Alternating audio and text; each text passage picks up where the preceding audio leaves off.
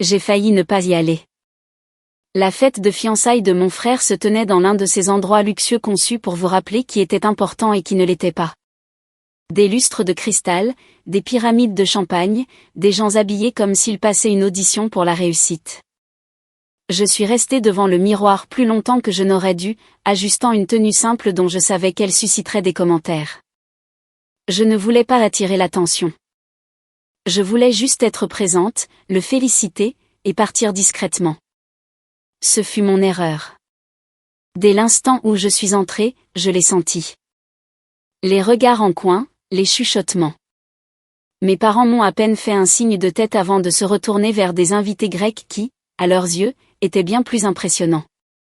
Mon frère a à peine remarqué ma présence, trop occupé à savourer les louanges pour son mariage prestigieux. Puis les blagues ont commencé. Et, si vous aimez mon contenu, abonnez-vous et activez la cloche. Votre soutien est primordial et m'aide à continuer de créer. Merci beaucoup. Quelqu'un m'a demandé ce que je faisais ces temps-ci.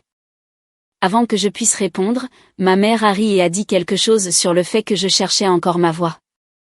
Un cousin a renchéri, plaisantant sur le fait que certaines personnes naissaient ambitieuses et d'autres se contentaient d'être dans la moyenne.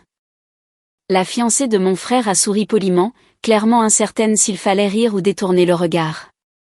J'ai gardé une expression neutre. J'avais appris il y a des années que réagir ne faisait que les nourrir. Mais mon frère ne s'est pas arrêté là. Pendant un toast, le verre levé bien haut, il a fait un commentaire sur la chance qu'il avait de travailler pour une vraie entreprise avec un vrai leadership, contrairement à moi, qu'il a décrite comme flottant toujours entre les idées. Les gens ont ri plus fort que nécessaire. Puis est venue la phrase qui a fait taire la table une demi-seconde.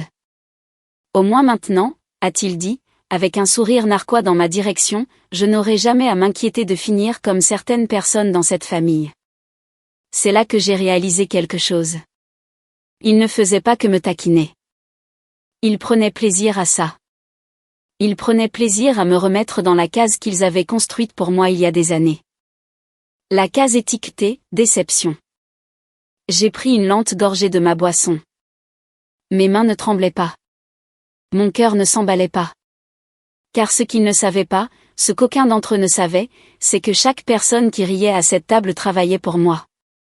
Directement ou indirectement, l'entreprise qu'ils louaient, les carrières dont ils étaient fiers, la stabilité dont ils se vantaient, tout cela remontait à mon nom. Je n'avais pas prévu de dire quoi que ce soit ce soir-là. Vraiment pas. Mais alors que mon frère posait son verre et souriait comme un homme qui pensait avoir gagné, j'ai compris quelque chose clairement. Si je restais silencieuse maintenant, je le serais pour toujours. Et j'en avais assez de les laisser décider qui j'étais. Les rires continuaient. Mais à l'intérieur de moi, quelque chose s'est apaisé. Pas de la colère, pas de la nervosité, mais de la clarté. Je les ai regardés savourer l'instant. J'ai regardé mon frère s'imprégner de l'attention comme si c'était la preuve de sa valeur. J'avais vu cette version de lui toute ma vie, confiant seulement lorsqu'il se tenait sur le dos de quelqu'un d'autre. Mes parents se penchaient vers lui avec fierté, hochant la tête comme si chaque blague cruelle était justifiée. Je suis restée silencieuse car je comprenais enfin quelque chose qu'ils n'avaient jamais compris. Ils croyaient que le silence signifiait la faiblesse.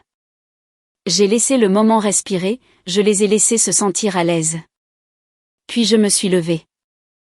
Le grincement de ma chaise a suffi à faire tourner les têtes. Les conversations ont ralenti. Je me suis éclairci la gorge, calme, sans me presser. Je voudrais juste dire quelque chose rapidement, ai-je dit. Rien de dramatique. Rien que cela a rendu les gens mal à l'aise. Je suis vraiment heureuse pour mon frère, ai-je continué. Des fiançailles sont une étape importante. La stabilité, la croissance, la responsabilité. J'ai marqué une pause, laissant ces mots en suspens. Toutes ces choses dont nous avons beaucoup parlé ce soir. Quelques rires nerveux. Mais il y a quelque chose que je pense que tout le monde ici devrait savoir, ai-je dit en me tournant légèrement pour que toute la table puisse me voir, surtout les personnes qui travaillent très dur chaque jour pour soutenir l'entreprise qui a tant apporté à cette famille. Mon père a froncé les sourcils. Mon frère s'est agité sur sa chaise. L'entreprise à laquelle vous faites tous référence, ai-je poursuivi, la voix stable, celle qui paie les prêts immobiliers, finance les vacances et sponsorise le style de vie dont tout le monde est si fier, elle m'appartient. Le silence fut instantané et total. Le visage de ma mère a perdu ses couleurs. Mon père m'a dévisagé comme si j'avais parlé une autre langue. Mon frère a eu un rire bref, sec et forcé. Ce n'est pas drôle, a-t-il dit. Je ne plaisante pas, ai-je répondu. Je ne me suis pas précipité. Je n'ai pas élevé la voix. J'ai laissé la vérité faire son travail. Je l'ai fondée il y a 10 ans, ai-je dit. Je suis resté en coulisses parce que je voulais que l'entreprise se développe par elle-même, parce que je ne voulais pas que les dynamiques familiales empoisonnent quelque chose que j'avais bâti avec soin. Quelqu'un a murmuré mon nom. Le verre d'un cousin a cliqueté contre la table. Tu y travailles, a dit lentement mon frère. Tu n'en es pas la propriétaire. J'y travaille, ai-je acquiescé.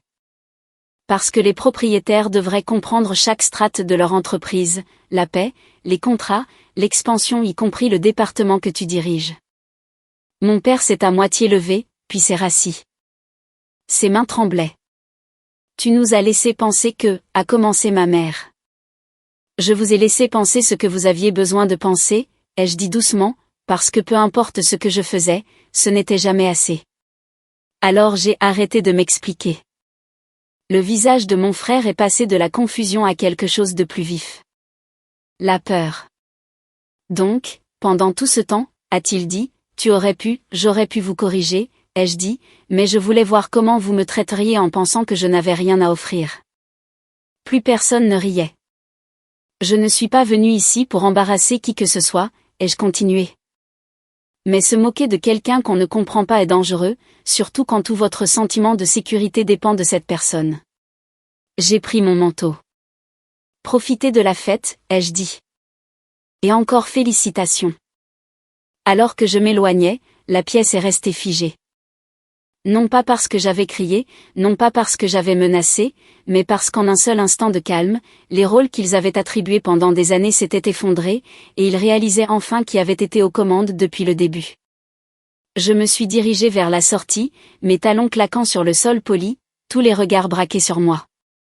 Mes parents étaient figés, leur fierté se heurtant à la réalité d'une manière qui les rendait petits, silencieux et totalement exposés. Le visage de mon frère était devenu blême, le choc et l'incrédulité vacillant dans ses yeux. Pendant des années, il s'était vanté, s'était attribué des réussites et avait exhibé ses promotions.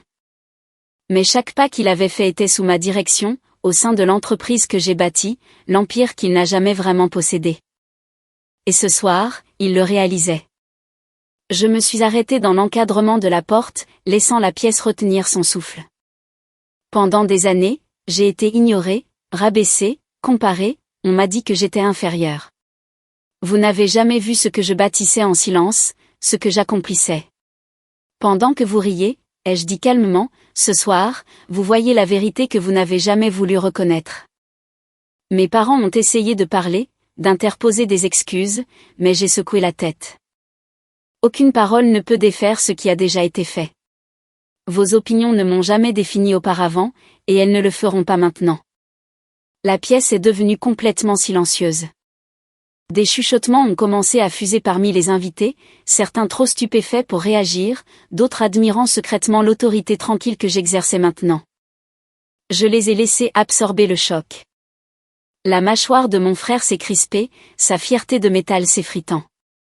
Les visages de mes parents étaient pâles, rigides, leur suffisance remplacée par un choc inconfortable et humiliant.